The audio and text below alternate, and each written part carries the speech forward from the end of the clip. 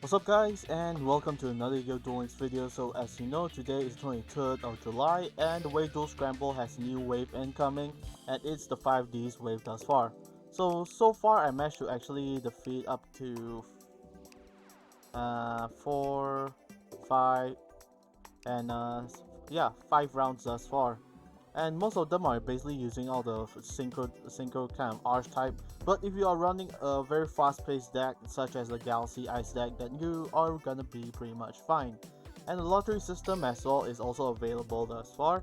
And so far I managed to obtain Queen Dragoon Jin 2 copies as well as 3 copies of Miss Body.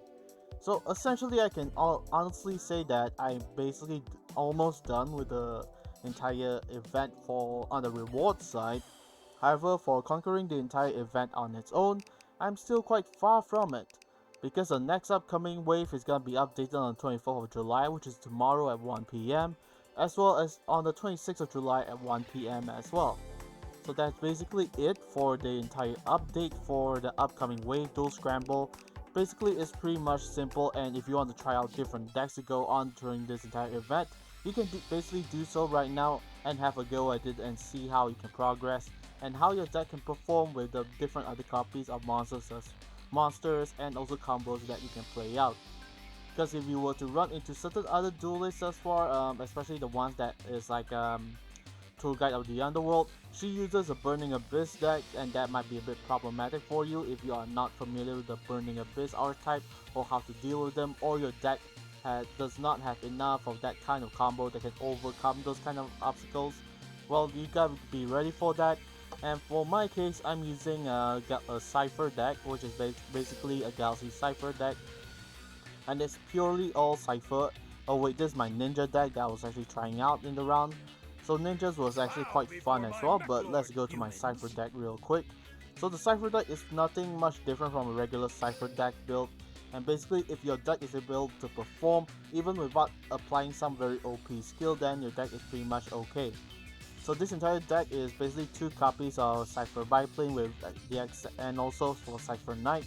The only exception to having 3 copies is basically Twin Raptor and also Cypher Wing, since Cypher Wing can be special summoned if you control a Cypher monster on the field, whereas your Cypher Twin Raptor is your 1-card combo that allows you to go into your rank 8 Cypher Galaxy Ice Cypher Dragon. And I'm playing 2 copies of Mystical Space Typhoon, 3 Photon String of Destructions, 3 Trap Hole of Spikes, and also 2 Eternal Galaxies.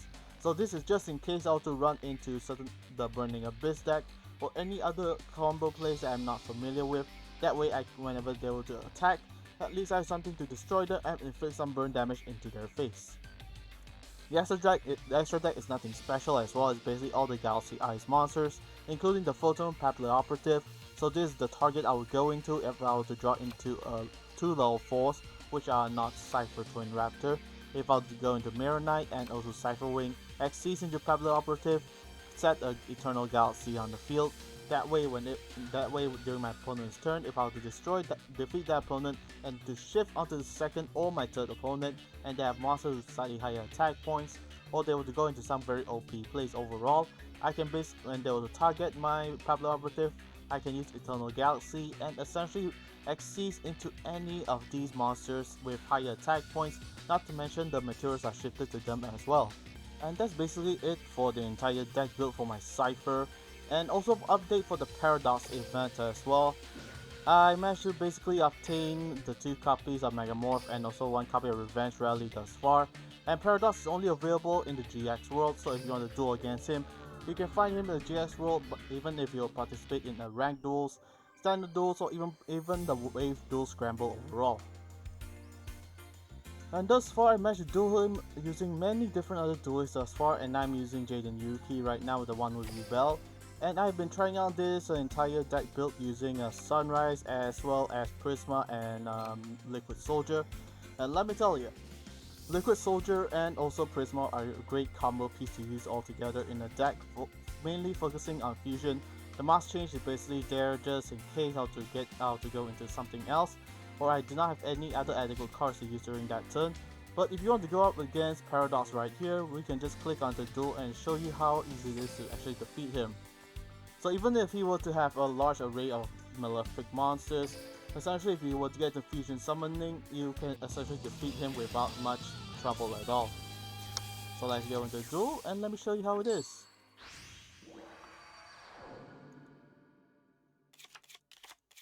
Let's get our game on. If you can hear the spirit, Duel. You'll enjoy this. I end my turn. Okay, with one set cut, I can honestly say this duel is basically done. Normal summon Elemental Hero Blazeman, activate Blazeman's effect, and let's draw into Polymerization real quick. And then we will activate Polymerization this turn. We are gonna bring out Elemental Hero Sunrise, sending Liquid Soldier, and also Prisma to the graveyard, bring out Sunrise.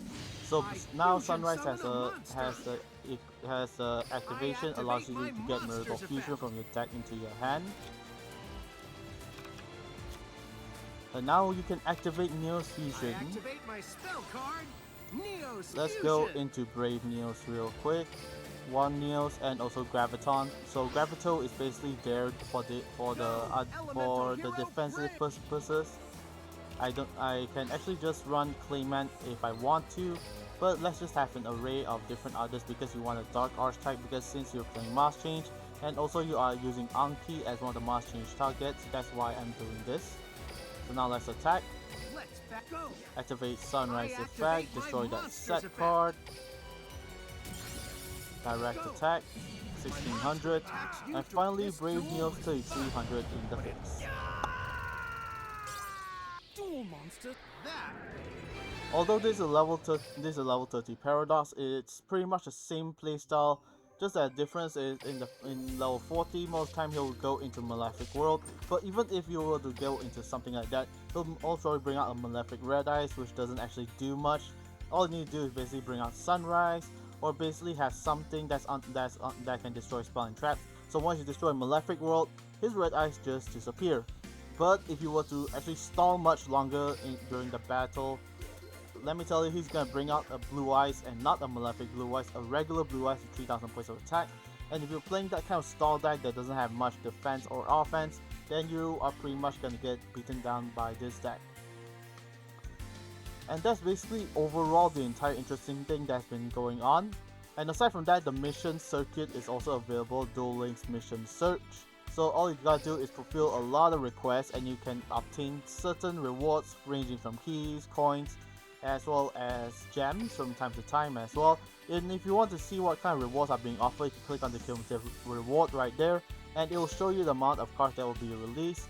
So first up we'll have Madolche Croissant, and then Evergasting Mist, Kaisu, I don't know why, it's a normal monster by the way. Oxygeddon, if you have yet to obtain Oxygeddon from Dueling Against Bastion, then there's one way you can get it.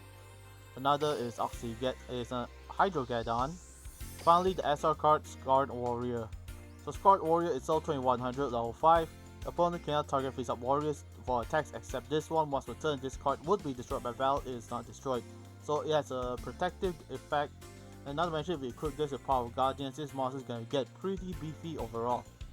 And aside from that, the second SR card is the Forgiving Maiden. And finally, overall is all the gem skill chips as well as the different jewels that you can use for the trades at the card trader later on. Anyways, that's basically it for the update for the YuGiOh Scramble, including 5Ds. So tomorrow's gonna be another different wave oncoming as well. And based on the event page itself,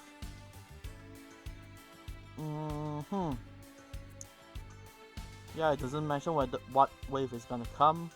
But overall, it's just gonna be quite easy if you are playing those kind of very fast-paced decks, or if you're trying out a different other archetype. Like overall, if you want to go for it, an archetype that I've been actually fiddling my fingers into is called the Warrock archetype.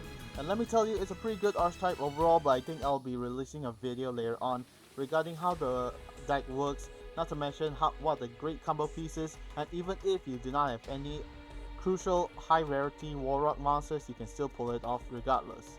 Anyways, that's it for the video. Thank you so much for watching. I hope you guys enjoyed, and I'll see you next time, and happy Saturday.